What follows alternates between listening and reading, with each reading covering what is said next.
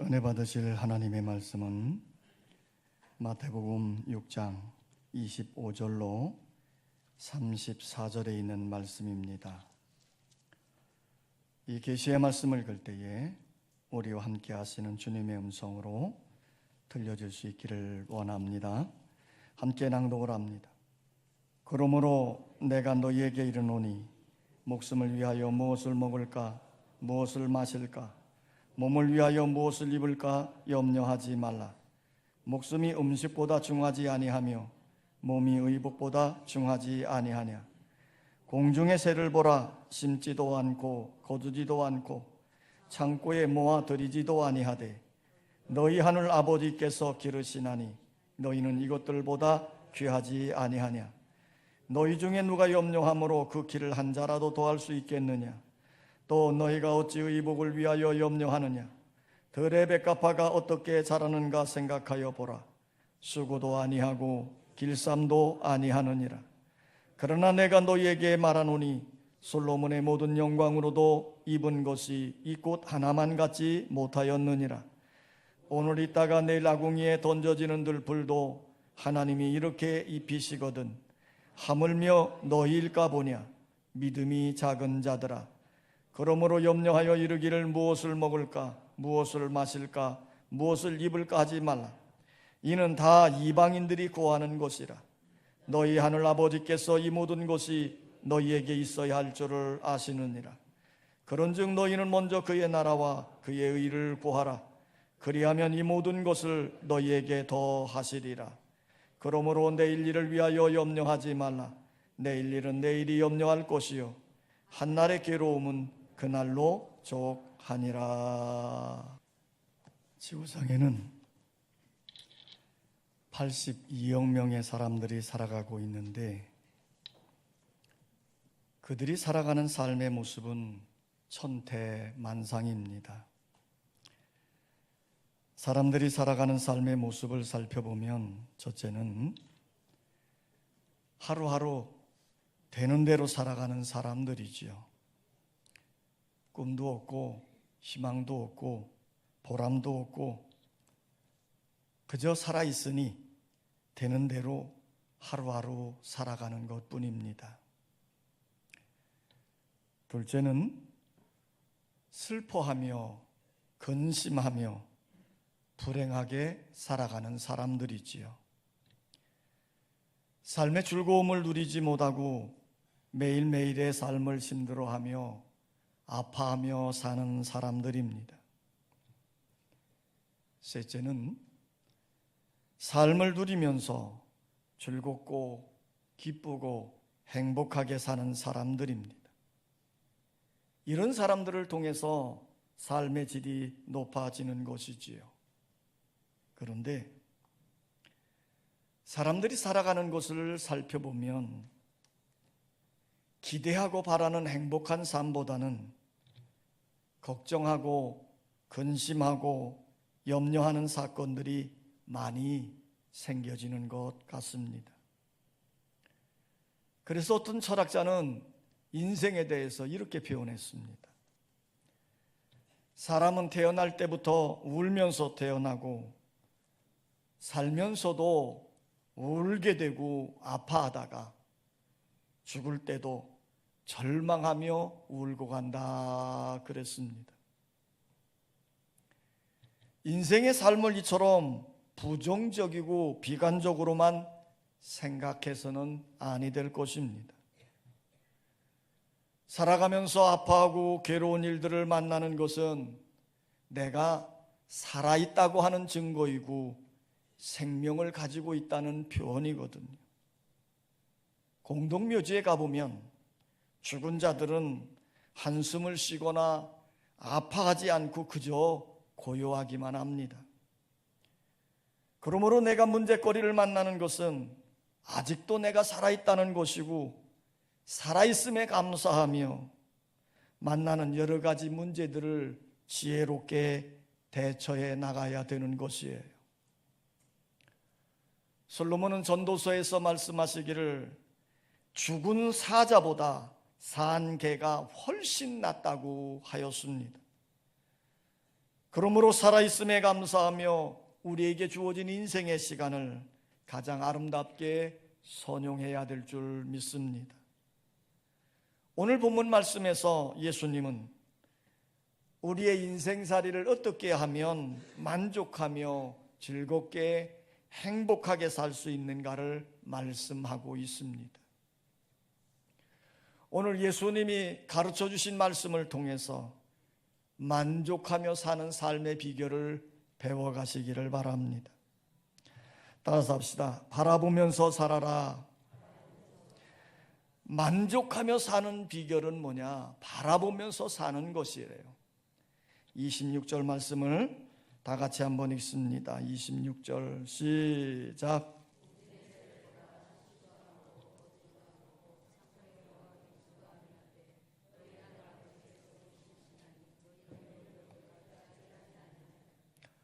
자, 예수님은 이렇게 말씀합니다. 공중에 나는 새를 보라. 자, 여기서 보라고 하는 헬라어 단어는 엠브레사테 이런 단어를 썼는데요, 눈을 크게 뜨고 살펴보라, 그런 의미입니다. 공중에 날아가는 새를 무심결로 바라보지 말고 눈을 크게 뜨고 잘 살펴보면 삶의 지혜와 영적인 의미를 발견하게 된다는 뜻입니다. 본다고 하는 것은 참으로 중요한 것입니다. 그런데 무엇을 바라보느냐 하는 것은 더 중요한 것이지요. 우리가 무엇을 바라보느냐에 따라서 행복과 불행이 갈라지기 때문입니다. 수많은 사람들이 바라보고 사는데 환경을 바라보며 절망하고 자신을 바라보며 열등감에 빠지고 능력을 바라보며 낙심하게 되고 이익만 바라보다가 실패하게 되는 경우들이 종종 있습니다. 이렇게 사는 삶의 특징은 근심하며 염려한다는 것이지요. 그래서 예수님은 이렇게 말씀합니다. 그러므로 염려하여 이르기를 무엇을 먹을까, 무엇을 마실까, 무엇을 입을까 하지 말라. 이는 다 이방인들이 구하는 것이라 그랬습니다. 이렇게 잘못 구하고 사는 현대인들의 삶의 특징을 폴 틸리는 이렇게 표현했습니다. 첫째는 공허감이 든다는 거예요. 젊었을 때는 공부하느라고 정신이 없다가 그 다음엔 연애하느라고 한참 빠져 있다가 그 다음엔 결혼해서 애 낳고 키우느라고 정신이 없다가 애들이 다 결혼해서 집을 떠나게 되어지면 공허감이 든다고 합니다. 왠지 허전해지죠. 그럴 때에 인생이란 무엇인가 생각하게 되고 공허감이 든다는 거예요. 우리 현대인들의 삶의 특징은 이 공허감이 계속 맴돌고 있는 거예요. 두 번째는 죄책감에 쩔어 있다는 겁니다. 현대인들은 머리가 좁기 때문에 생각이 복잡해집니다. 변명하고 자신의 책임을 남에게 전가하고 있지만 그 양심은 알고 있는 것이지요. 그래서 늘 죄책감이 그 양심에 따라 있다는 것이에요. IQ가 90 이하 되는 사람은 절대로 자살하는 법이 없답니다. 멍청하면 걱정할 일도 죄책감을 느낄 것도 없는 것이에요. 똑똑하니까, 생각이 많고 이렇게 변명을 하고 저렇게 변명을 해보지만 양심은 나를 정죄하는 것입니다. 그러니 이 죄책감에서 벗어날 길이 없더라는 거예요. 이 현대인들이 갖는 세 번째 마음의 특징은 공포감입니다. 염려함이지요. 미래가 보이지 않고 암담하기만 합니다. 불확실한 미래 때문에 두려움이 엄습해 올 때 공포심에 시달리는 것이에요. 우리는 주변의 뉴스들을 보면 지진이 일어날까, 방사능에 쏘여지지 않을까, 바이러스가 침투해 오는 것은 아닌가, 암병에 걸리는 것은 아닌가. 바로 우리의 환경과 실존을 바라보면 걱정과 염려와 불안감에 빠져드는 것이지요. 그래서 이렇게 죄책감과 허무감과 두려움 속에 살고 있는 현대인들을 향해서 예수님은 이렇게 말씀하고 있습니다. 공중에 나는 새를 보라. 공중의 새를 보라. 심지도 않고 거두지도 않고 창고에 모아들이지도 아니하되 너희 하늘 아버지께서 기르시나니 너희는 이것들보다 귀하지 아니하냐. 여기서 공중에 나는 새의 세 가지 특징을 말씀하고 있습니다. 하나는 심지 않는다 하는 것이에요. 새들은 어떠한 상황에 처해 있다 할지라도 미래의 자신의 삶에 대해서 절대로 염려하지 않는다는 거지요. 새는 결코 미래에 대해서 염려하거나 불안해하지 않습니다. 이처럼 우리 성도들도 미래에 대해서 결코 염려하거나 불안해하지 말라는 말이에요. 공중에 나는 새의 두 번째 특징은 뭡니까? 거두지도 않는다 그랬습니다. 거두지 않는다 이 표현은 자기들의 생존을 위해서 노력하지 않는다는 말이 아니에요. 미래 것을 위하여 쌓아놓는데 염려하거나 걱정하지 않는다 그런 뜻이에요. 공중에 나는 새의 세 번째 특징은 하늘 아버지께서 기르신다는 것입니다. 여러분, 모든 만물을 창조하신 하나님께서 친히 함께 해주셔서 공급해 주시고 해결해 주시고 도와주시더라는 거예요. 그러므로 하나님이 우리의 아버지 되심을 믿음으로 미래에 대한 염려와 불안을 하나님께 맡겨버리고 믿음으로 살아가시기를 바랍니다. 하나님 아버지는 우리의 기도를 들어 응답해 주시고 자신의 형상대로 지음받은 사람을 위해서 좋은 것을 예비해 주시는 것입니다. 그래서 예수님 말씀합니다. 하나님을 바라봐라. 하나님을 바라봐라. 눈을 들어 하나님 바라보는 여러분 되시기를 원합니다. 만족하며 사는 삶의 비결 두 번째입니다. 따라서 합시다. 생각하며 살아라. 28절 말씀을 다 같이 읽습니다. 28절 시작.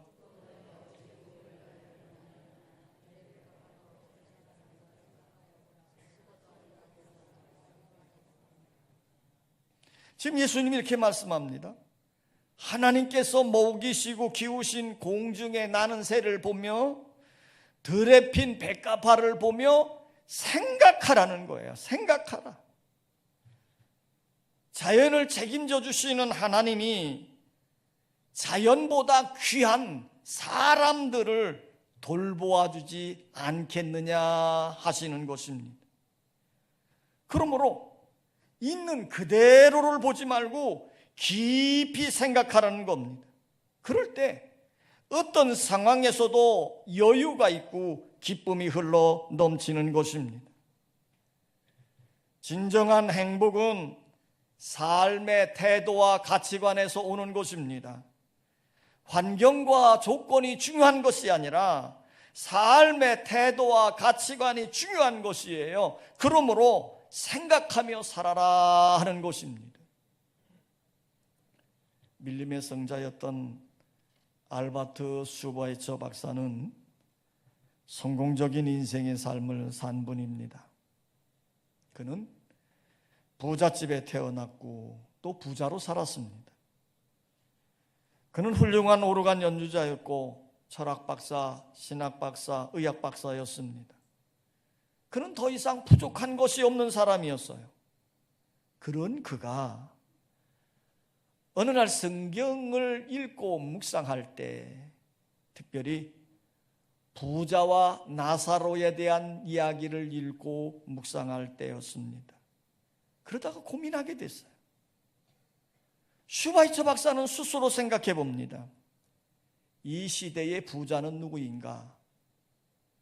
이 시대의 거지 나사로는 누구인가?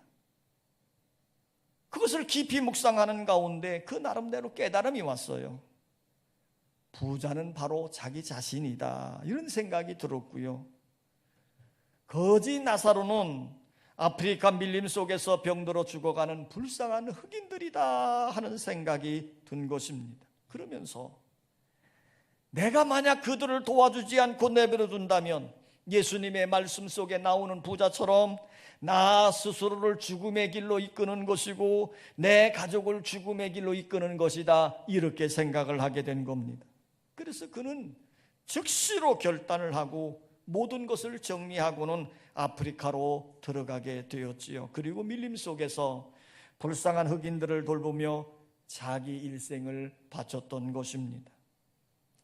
하루는 흑인 여성이 치료를 받다가 궁금하듯 슈바이처 박사에게 이렇게 물었습니다. 선생님은 박사학위를 3개나 가지고 있는 위대한 학자이자 천재적인 음악가이십니다. 그런 선생님이 어떻게 이 오지에 오셔서 이렇게 고생하며 사시입니까? 이 질문을 받은 슈바이처 박사는 이렇게 대답을 했대요. 제게는 말로써 남을 감동시킬 수 있는 재주가 없답니다. 내가 예수의 사랑을 글이나 말로써 표현하려고 해보았지만 그것을 제대로 이해하는 사람이 별로 없었지요.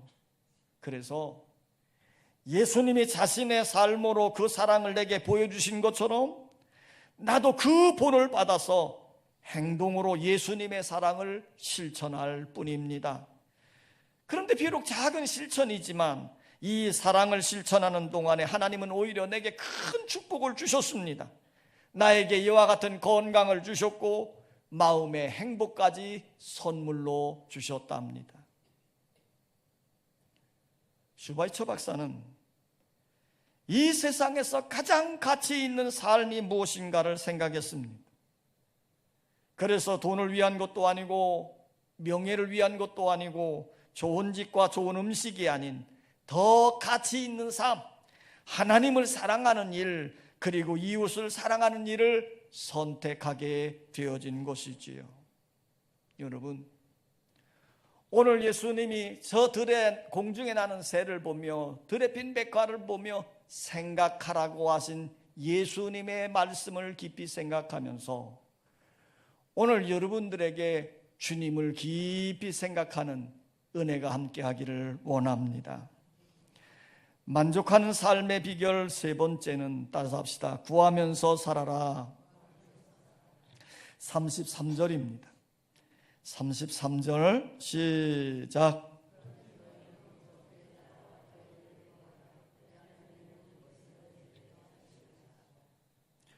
예수님은 무엇을 먹을까, 무엇을 입을까, 무엇을 마실까 염려하지 말라는 거예요. 이것은 다 이방인들이 구하는 것이다, 이렇게 말씀을 하시면서 너희는 먼저 그의 나라와 그의 의를 구하라. 그리하면 이 모든 것을 너희에게 다 주시리라, 이렇게 말씀을 하셨어요. 그러니까 우리에게 중요한 것은 무엇입니까? 먼저 그의 나라와 그의 의를 구하는 일이 중요한 것이에요. 그러면 하나님은 우리에게 필요한 모든 것을 보너스로 다 허락해 주신다는 것입니다. 그런데 사람들은 엉뚱한 것만 구하고 찾다가 실패하고 낭망하는 삶을 사는 경우들이 종종 있습니다. 어느 마을에 큰 부자가 있었습니다. 이 부자는 많은 재산을 가지고 있었고 무남동녀 애동딸을 두고 있었지요. 그런데 이 딸이 장성했기에 결혼에 필요한 모든 준비를 다 마쳤고 좋은 사윗감이 나타나기만을 기다리고 있었습니다. 하루는 이웃 마을에 한 젊은이가 찾아온 거예요. 그러면서 이 부자에게 부탁하는 말이, 나에게 2억 원의 돈이 좀 필요하니 그 돈 좀 빌려달라고 요청을 하는 거예요. 당신은 후한 사람이고 마음씨 좋은 부자라는 평판이 널리 퍼져 있는데 제가 새 집을 짓고 있는데 그만 돈이 2억 정도가 필요합니다. 그러니 2억 원만 빌려주십시오 라고 요청을 했어요. 그런데 보세요, 아무리 마음씨 좋은 부자라도 쉽게 2억 원의 돈을 빌려주겠습니까? 그 다음 날입니다. 다른 청년이 이 부자를 찾아와서 이렇게 말하는 겁니다. 영감님, 저는 당신의 딸을 사랑합니다. 당신의 딸을 저에게 주십시오. 그러면 당신의 딸을 이 세상에서 제일 행복한 아내로 만들겠습니다. 그 외에는 아무것도 필요 없습니다. 당신의 딸을 저에게 주십시오. 부자가 이 젊은이의 말과 태도를 보니 마음에 쏙 들었어요. 그래서 이 젊은이에게 자신의 딸을 사위로 딸을 이 남자에게 주기로 결정을 하게 된 거지요. 성도 여러분, 가만히 생각해 보십시오. 무남동녀 외동딸과 결혼만 하면 그의 모든 것은 더불어 따라오지 않겠습니까? 좋은 집, 돈, 차, 땅, 생활하는 데 필요한 모든 것은 딸과 함께 보너스로 따라오게 되는 것이에요. 오늘 예수님이 우리에게 던져주고 있는 말씀도 이것입니다. 먹는 것, 마시는 것, 입는 것 때문에 염려하고 걱정하며 구하는 낮은 수준의 삶을 살지 말고 주님과 주님의 나라를 구하면 그에게 필요한 모든 것은 하나님이 보너스로 주신다, 이렇게 말씀하고 있는 것입니다. 우리가 하나님께 구하며 살 때 행복한 삶을 살게 되는 것입니다. 예수님이 이렇게 말씀했습니다. 구하는 이가 얻게 되고 찾는 이가 찾게 되고 문을 두드리는 이에게 열릴 것이니라. 날마다 하나님께 믿음으로 기도하고 응답을 경험하는 신바람 나는 인생이 되시기를 주의 이름으로 축원합니다. 만족하며 사는 비결 네 번째는 따서 합시다. 만족하며 살아라. 34절 말씀입니다. 34절 시작.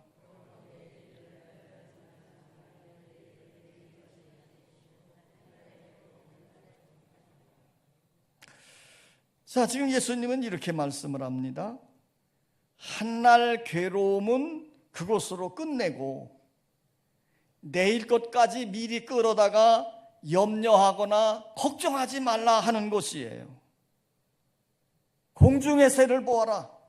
심지도 않고 거두지도 않고 하나님 아버지께서 잘 기르시고 있는데 너희는 그것들보다 귀하지 아니하냐? 그것들보다 귀하지 아니하냐? 자, 여러분, 나는 누구입니까? 하나님의 피조물 중에 가장 존귀한 자들이에요. 오늘도 하나님은 나에게 특별한 사랑을 가지시고 은혜를 베풀어 주시는 줄 믿습니다.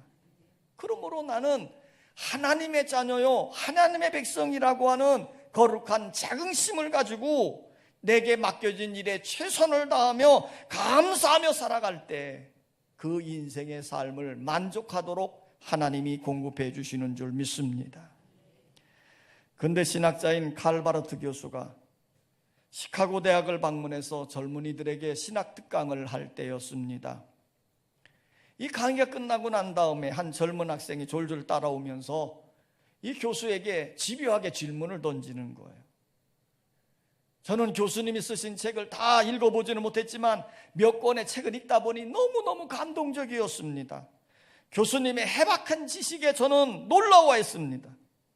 한평생 저술활동을 하시고 가르치시고 연구하시면서 깨달은 진리의 핵심이 무엇입니까?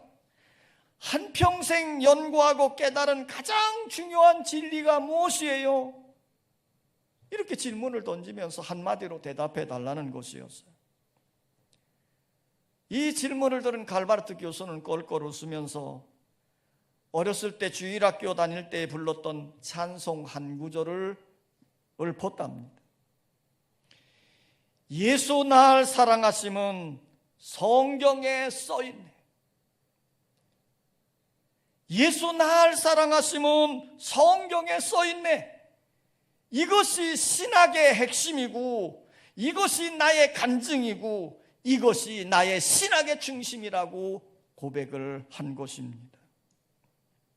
성도 여러분, 염려하고 걱정하고 불안해하는 모든 마음을 십자가 앞에 던져 버리십시오.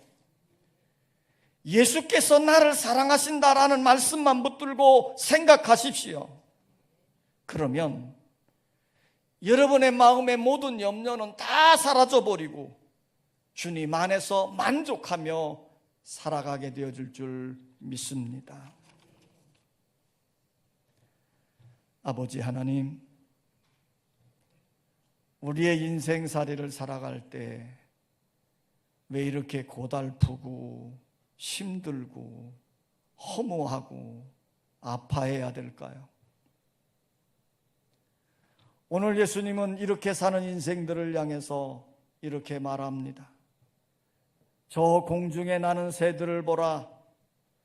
저 들에 핀 백합화를 바라보아라. 그들은 심지도 않고 거두지도 아니하지만 하나님 아버지께서 잘 기르시고 있지 않느냐. 그러므로 저것들을 바라보면서 저 새들보다도 백합화보다도 더 귀한 너희들이 아니냐.